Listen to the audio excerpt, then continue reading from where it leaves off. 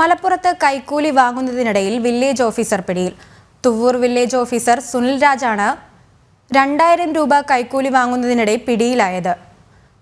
പട്ടയം ലഭിക്കാൻ village officer സ്വമേധയാ നൽകേണ്ട കത്തിനാണ് കൈക്കൂലി ആവശ്യപ്പെട്ടത്. മലപ്പുറം വിജിലൻസ് ഡിവൈഎസ്പിയുടെ നേതൃത്വത്തിലുള്ള സംഘമാണ് വില്ലേജ് ഓഫീസറെ വലയിലാക്കിയത്. ഞാൻ വീട്ടിലേക്ക് ചോദിക്കുന്നത് എത്തിയപ്പോൾ വിളിച്ചു ചെയ്തു. നാളെ 6-7 മണിയാകുമ്പോഴത്തേന് ചെന്നക്കുന്ന് പറഞ്ഞ സ്ഥലത്ത് എത്തണം പറഞ്ഞു.